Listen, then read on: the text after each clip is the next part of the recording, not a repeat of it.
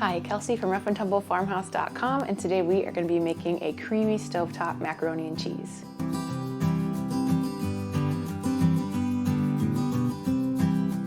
I came up with this mac and cheese recipe because every time I would look up a macaroni and cheese recipe online, it was one of two things. One, it would call for Velveeta, which just isn't happening in this house. And two, it would possibly call for really fancy cheeses that I just don't keep on hand. Not that I don't like fancy cheeses, I love them too much, and I just eat them all. So I typically don't have, like gorgonzola or anything like that in my fridge on your average day. So this mac and cheese recipe is super simple. It calls for just a few things we'll go over in a minute and some different variations you might want to try in terms of adding different spices, different cheeses, that sort of a thing. So let's get going. So here are the ingredients you're going to need to make this mac and cheese. You are going to need about half a stick of butter, 6 tablespoons here. This is some butter from our cows from last year. I'm still using that up this winter. You are also going to need 1 3/4 cup milk and 1 cup of cream. I have that already measured out here in this jar. And these are super handy. This I think is an old like pasta sauce jar or something, but it has measurements up the side. And I double checked it with other measuring cups to make sure they are accurate. And this thing is super handy for measuring out large amounts of liquid because you can just combine it all in one jar. Other things you're going to need is 1/4 cup of all-purpose flour. You are also going to need a teaspoon of salt. You're going to need 2 1/4 cup of cheese. Now I just have a mild cheddar here. You can use a sharp cheddar. You can use a pepper jack if you want to change it up a little bit. Really any sort of cheese you're going to use in your mac and cheese is going to be good. Just try and mix it up a little bit. So if you have something like a really sharp cheddar, then you're probably going to want to cut it with something like here I have cream cheese. So that's the next ingredient you are going to need. You're going to need 4 ounces or about a half a pack of cream cheese. And you're going to need 1 cup of Parmesan cheese, either the shredded or the grated kind is fine. Just a little bit of nutmeg to add to this if you want to, it's optional, some salt and pepper. And then here, of course, we have noodles, so this is about a half a pound of pasta. Now, macaroni and cheese should be made technically with macaroni noodles, kind of like the kinds you're used to seeing in like a box of Kraft mac and cheese, but I make it with whatever I have on hand. This is just a spiral pasta. We get big bulk things of organic pasta from Costco that is really delicious. And I couldn't make my own pasta, but sometimes something's got to give, and this stuff's really good and really reasonably priced. So the first step to making mac and cheese is just to get our pasta water going.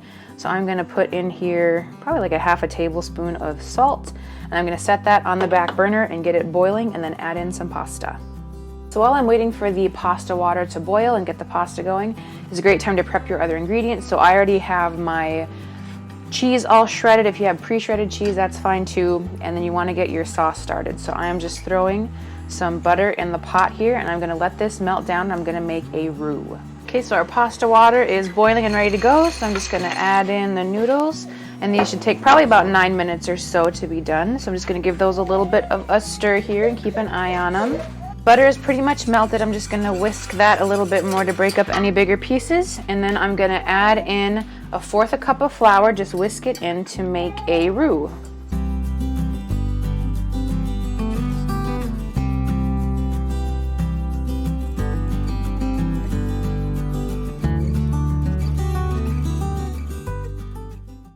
So what this is our primary thickening agent. You can see it's almost like a pudding consistency in there.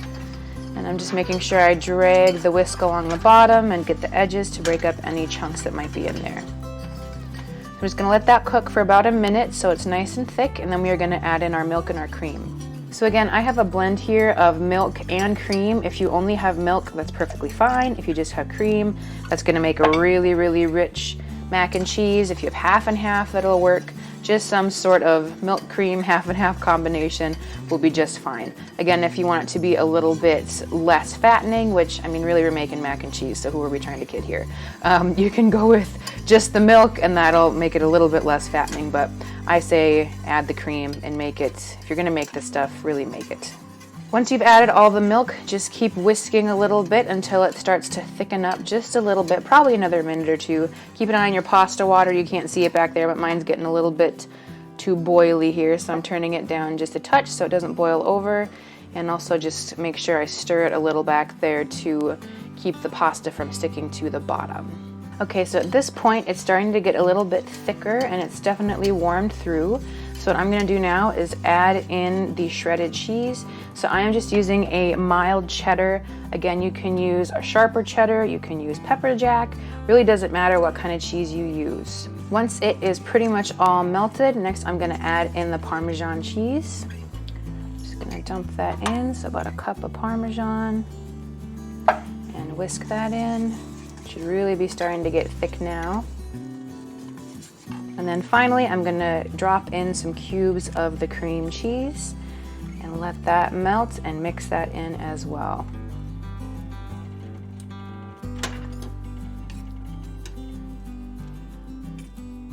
Once everything is melted and creamy and smooth, just giving it another really good stir here. We can now add in a little bit of seasoning. So I'm gonna do just a dash of ground nutmeg, and when I say a dash, I really mean just a dash because nutmeg is super strong. And I'm gonna do some black pepper, and then just a little sprinkling too of kosher salt. I'm gonna whisk that in. Now if you wanna add some other flavorings, a little bit of cayenne adds a little kick, some red pepper flakes, you can do sage, that makes it really savory and delicious. Anything you wanna do, but I just wanna make a really classic macaroni and cheese. So there, our sauce is pretty much done, and I'm just waiting another minute or two for our pasta noodles to finish cooking.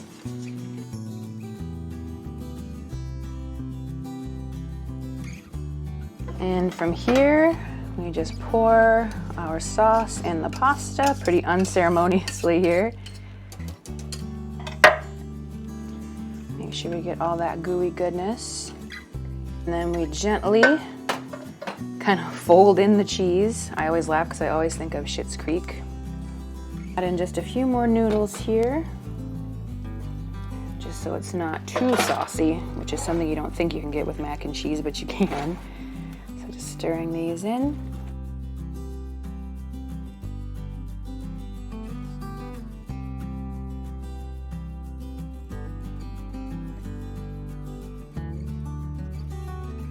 And that's all it takes to make really delicious stovetop mac and cheese. Be sure you check out the blog post. I'll have some suggestions for variations on ways you can spruce it up a little bit. And let me know in the comments below if you have any great ideas for additions to make the mac and cheese even better. Thanks so much for watching. You can always find new videos here every single week about farming, family food, and fortitude here at our Rough and Tumble farmhouse.